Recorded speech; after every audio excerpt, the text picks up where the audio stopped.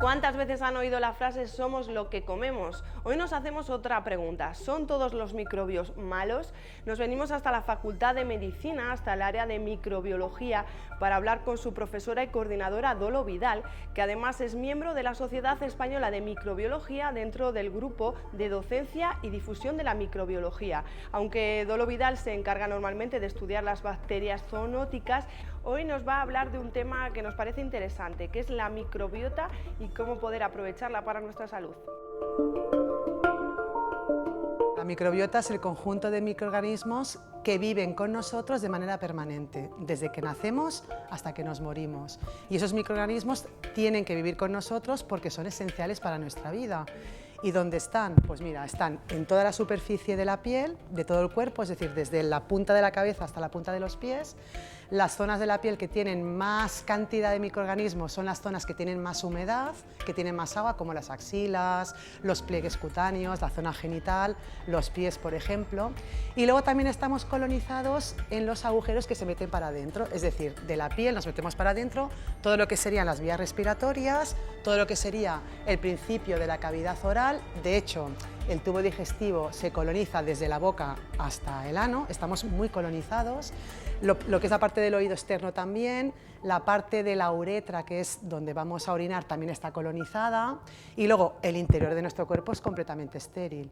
Y esa microbiota pues tiene diferentes funciones. Por un lado tiene la función de protegernos de otras infecciones, muy importante será la microbiota intestinal. Luego también nos ayuda a que nuestro sistema inmunitario se fortalezca, es decir, desde el momento que nacemos, que nos vamos a colonizar, vamos a estar en contacto con los microorganismos, cuanta más diversidad tengamos de contacto, el sistema inmune más se fortalece. Entonces nos ayuda al sistema inmune, nos ayuda a combatir otras infecciones por un tema de que compiten entre ellas, no podemos dejar entrar otros microbios porque estas están viviendo y necesitan vivir en su sitio. Y por último, una cosa súper importante es la parte de la nutrición, es decir, la microbiota del intestino, que está muy enriquecida, que es muy diversa, es la que en definitiva acaba de hacer la digestión. Nosotros comemos, cogemos un alimento, lo masticamos, con la saliva empezamos a cortar esos alimentos, pasamos al estómago, se sigue haciendo una digestión típica del estómago ácida con ácido clorhídrico, con una serie de sustancias que libera también el estómago.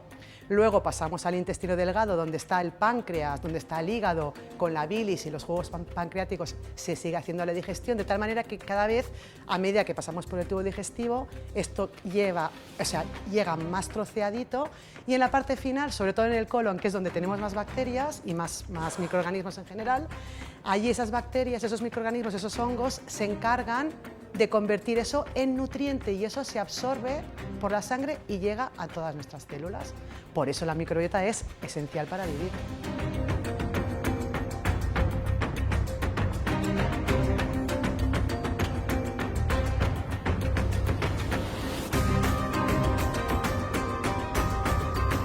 Para intentar explicar un poco lo que es la diversidad de los microorganismos, no tenemos los mismos microorganismos en la piel de la axila, en la piel del genital o en el tubo digestivo, tampoco en la nariz, es decir, que cada parte tiene sus microorganismos y tienen que estar bien colocados. Entonces, para que entendáis un poco esta diversidad de los microorganismos, os muestro aquí diferentes aislamientos que hemos hecho con el alumnado para ver estas diferencias de diferentes partes del cuerpo. Por ejemplo, aquí tenemos los microorganismos que hemos aislado de lo que sería la microbiota del tubo digestivo. Aquí tenemos los microorganismos, por ejemplo, de pliegues cutáneos, ya sea bajo los pechos, o sea, los pliegues cutáneos, por ejemplo, de la barriguilla. Aquí tenemos, por ejemplo, los microorganismos que pueden crecer de unas fosas nasales, es decir, si yo hago así y así, aunque aparentemente parece lo mismo, hay diferencias, igual que aquí, o sea, hay diferencias.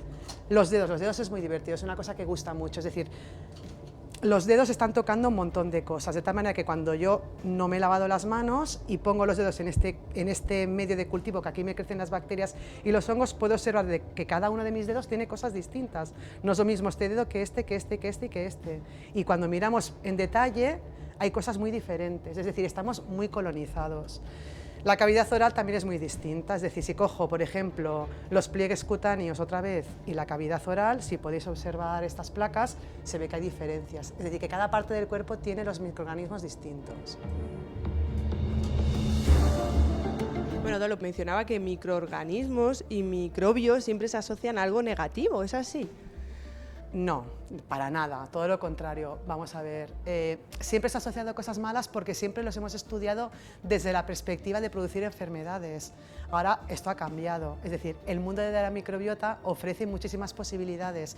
Hemos visto que la microbiota es necesaria y esencial para vivir y de hecho con la microbiota podemos curar muchas enfermedades.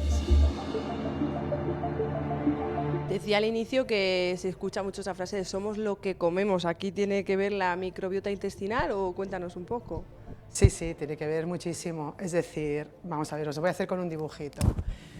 Esto sería el intestino, ¿vale? El intestino es un tubo por el cual entra la comida, ¿vale? Comida. La comida que ya se ha digerido llega a la parte donde hay más microorganismos que están viviendo aquí y estos microorganismos pues son estos, por ejemplo, los voy a dibujar de diferentes maneras para que lo entendamos, muy sencillo. Podemos tener otros así, otros asá, ¿vale? Están por aquí, ¿no? Los tenemos de diferentes colores, porque realmente el intestino tiene un montón de microorganismos distintos,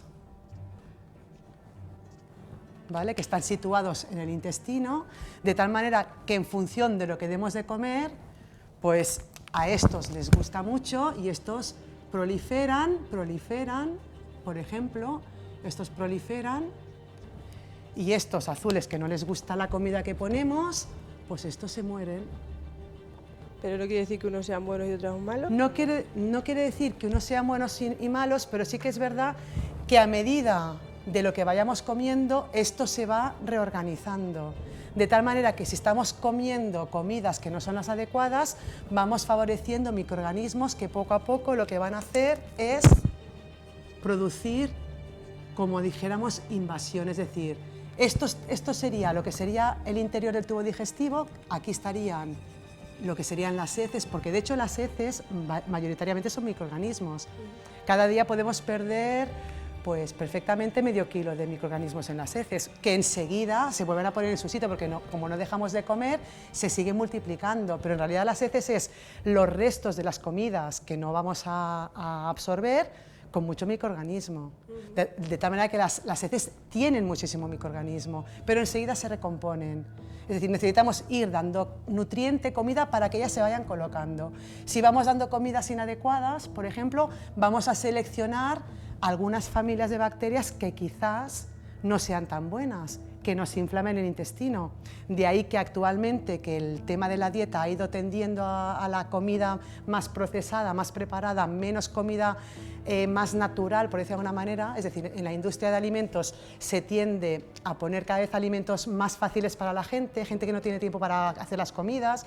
Poco a poco hemos ido ganando terreno en ese sentido y la microbiota pues lo está resintiendo. Ahora hay bastante inflamación del intestino que no necesariamente tiene que dar la cara con las enfermedades típicas del intestino, porque las enfermedades típicas del intestino, que muchos habéis oído hablar de las colitis ulcerosas, del colon irritable, la enfermedad de Crohn, por ejemplo. La enfermedad de Crohn, sin ir más lejos, cuando yo estaba estudiando la carrera, había pocos casos, pero ahora yo lo pregunto en clase, ¿conocéis la enfermedad de Crohn? Y todo el alumnado conoce la enfermedad de Crohn. O sea, que poco a poco en estas últimas décadas el cambio de la dieta ha modificado perfectamente la microbiota y han aparecido o se han incrementado ciertas patologías.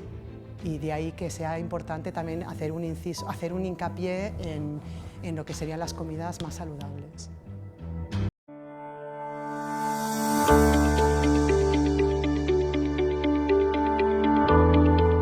La microbiota alterada, como hemos visto, ¿existe alguna posibilidad de mejorar esa situación, revertirla de alguna manera? Pues sí, existe, es decir, tenemos que intentar cambiar un poco la dieta, intentar hacer una dieta más saludable. Por ejemplo, existen estas palabras de probiótico, prebiótico, que quizás muchos de los oyentes las han oído, pero no saben exactamente lo que son, ¿vale? Aquí os presento un poquito el mundo prebiótico y probiótico, ¿vale? Es decir, son son como alimentos que de alguna manera van a favorecer nuestra microbiota. Entonces, en el tema prebiótico, el prebiótico es aquel alimento que tú te lo comes y la microbiota la reconduces a que mejore un poquito. Prebióticos típicos pues son algunas semillas, como tenemos en este caso semillas de chía, mezclas de semillas, por ejemplo de pipas, de pipas de girasol, de calabaza, pues sésamo, lino. Los frutos secos son maravillosos también como prebiótico. El chocolate negro también se ha demostrado que es un buen prebiótico. El chocolate negro, por supuesto, cuanto más puro mejor y sin azúcar. Estos serían los prebióticos, y luego los probióticos son aquellos alimentos que comemos que están muy enriquecidos con microorganismos, que también nos ayudan a reestructurar o fortalecer la microbiota. Son los famosos alimentos fermentados, como podemos ver aquí. Es decir, dentro del mundo fermentado, a todo el mundo le viene a la cabeza los fermentos lácticos, es decir, los quesos son los fermentos lácticos por excelencia de los países mediterráneos. Nos hemos dedicado a mantener la leche en este formato y esto es maravilloso. Incluso un queso que siempre ha sido... Es decir, cuando nosotros vemos alimentos con el moho, solemos tener aversión porque directamente desde el punto de vista de sabor nos tiran para atrás. No necesariamente tienen que ser tóxicos, pero este queso originalmente, que era como una alteración del queso, hemos visto posteriormente que tiene un sabor muy, muy agradable, hasta el punto de que hoy en día lo comemos muchísimo. El queso de cabra se ha puesto muy de moda. El queso de cabra, para explicar a todos los oyentes, esta corteza que tenemos por fuera del queso de cabra, esta corteza también es un hongo, comemos un hongo y está maravilloso. Los yogures, por ejemplo, tienen lactobacillus. Los lactobacillus son unas bacterias que forman parte de nuestra microbiota intestinal, que de hecho del intestino colonizan, es decir, se mueven del intestino saliendo por el ano, colonizan lo que sería toda la zona perineal. En las mujeres nos colonizan la vagina, de tal manera que esta bacteria, la que tiene los yogures, del grupo de las bacterias de los yogures, son las que nos fortalecen la microbiota de la vagina. Si tenemos los lactobacillus bien puestos en la vagina, tenemos menos problemas de vaginitis, de vaginosis, que es un problema bastante recurrente en la población femenina actual de nuestros países de ingresos altos. El kéfir, maravilloso. Pero si vamos a otros fermentados, podemos ir a fermentados encurtidos. No me he traído ningún bote de berenjenas de Almagro, pero también son unos encurtidos maravillosos. Berenjenas de Almagro, pues las típicas banderillas, las aceitunas, por favor. Todo esto tiene mucho microorganismo, esto es muy bueno. Luego, otros países, por ejemplo, en Alemania comen mucho estas verduras fermentadas, el chucrut, que esto es fermentada. Todo lo que está fermentado, en cierto modo, ayuda también a fortalecer el tubo digestivo. De hecho, siempre hemos tratado alimentos para aguantarlos más tiempo en este tipo de conservas, y esto es beneficioso. Esto sería una manera también de reconstituir la microbiota, y sobre todo, aparte de los prebióticos y de los probióticos, hay que cambiar un poco la dieta. Hay que intentar comer un poco a la antigua usanza. Hay que comer bastante diverso, pero no hace falta comer diverso de cosas que no son de temporada. Es decir, si nos vamos a la época de nuestros abuelos, que en esa época todavía se comía relativamente bien dentro de unos márgenes, ¿vale? Es decir, las típicas comidas que tienen poco procesado. Hoy en día, con las prisas, con el ritmo de vida que llevamos, con el tema económico, sí que es verdad que la industria de alimentos ha potenciado también alimentos que sean asequibles para mucha gente, que desde el punto de vista nutricional no son muy sanos. Tienen grasas, por ejemplo, que no son las adecuadas, son grasas de mala calidad, las famosas grasas trans, por ejemplo. Luego también los alimentos tienen mucho azúcar, no en formato de azúcar solo, sino otros hidratos de carbono que simulan el azúcar, que el azúcar, en definitiva, no es que sea un alimento bueno. Es decir, el azúcar realmente no es un alimento nada bueno, y si nos dedicamos a mirar etiquetas veremos que en muchísimos alimentos se pone el azúcar como aditivo, en cierto modo, porque esos alimentos son mucho más apetecibles. Porque en definitiva, una cosa que no he dicho, que ya no tiene nada que ver con esto, es que realmente la microbiota intestinal es como nuestro segundo cerebro.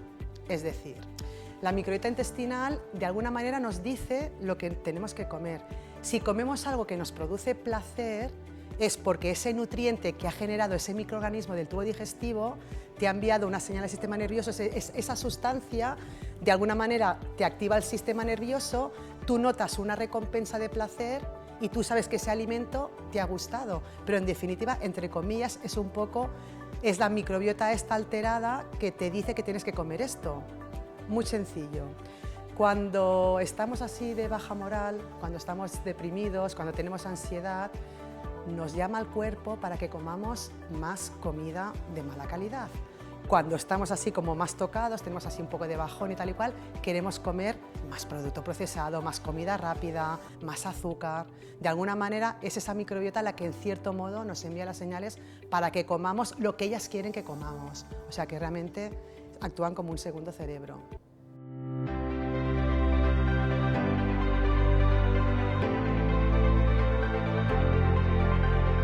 Me comentabas, ¿no?, que también hay investigaciones con una técnica que no es muy habitual de hablar de ella, que es de transferencia de microbiota fecal. ¿Qué es esto?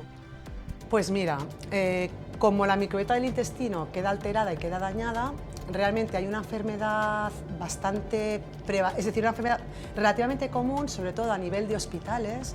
Es una infección que se da por una bacteria que te produce un daño tan grande en el intestino que lo que haces es tratar con antibióticos inicialmente, pero si con los antibióticos no acabas de curar, es decir, en un momento parece que te has curado, pero luego vuelves con el proceso otra vez, al final se plantea una cosa que a priori parece un poco surrealista, que es la transferencia de microbiota fecal, que como bien dice el nombre, es transferir heces de una persona que tiene la microbiota sana a una persona que tiene la microbiota alterada. Esto de momento se hace en algunos hospitales, por ejemplo en España se hace, y esto se hace solo para una enfermedad.